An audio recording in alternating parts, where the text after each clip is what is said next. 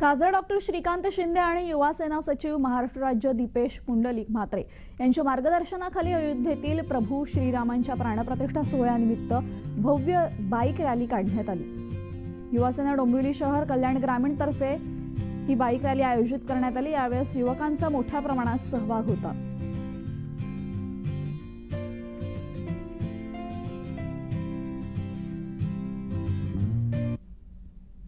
यावेळी युवा सेना सचिव महाराष्ट्र दीपेश म्हात्रे यांच्याशी बातचीत केली आहे। आमचे प्रतिनिधी किशोर पगारे यांनी पाहूयात।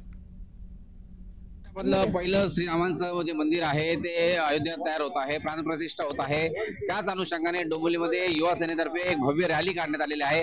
माझ्यासोबत युवा सेनेचे शिवसेनेचे जे आहेत पदाधिकारी जे आपल्याला सांगतील की काय सांगाल की कशा प्रकारचं आयोजन आहे। आपण बघत असाल तर भारताच्या इतिहासामध्ये सुवर्ण अक्षरामध्ये लिहिला जाणार असा क्षण उद्या सर्व भारतीयांच्या आयुष्यामध्ये येणार आहे। आणि भारताचा जो तरुण आहे, जो गेल्या अनेक वर्षापासून या क्षणाची वाट पाहत होता, ते क्षण उद्या येणार आहेत आणि त्याची जनजागृती आणि लोकांमध्ये एक उत्साहाचं वातावरण निर्माण व्हावं याच्यासाठी युवा सेना डोंबिवली पदाधिकारी यांच्या माध्यमातून ही बाईक रॅली काढण्यात येत आहे।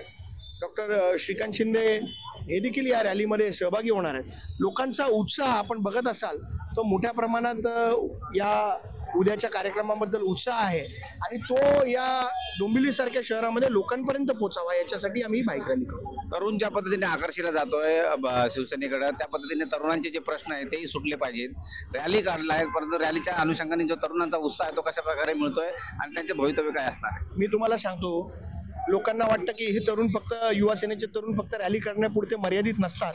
आपण बघत असाल तर लोकांचे शाळांचे प्रश्न असतील, गेल्या महिनाभरापूर्वी जे शिक्षक भरतीचा प्रश्न होता ते देखील या युवा सेनेच्या पद्धतीने माध्यमांच्या माध्यमातून आपण मार्गी लावलेला आहे। व्हिडिओ जर्नलिस्ट शंकर जाधव सह मी किशोर पगारे, जय महाराष्ट्र न्यूज डोंबिवली।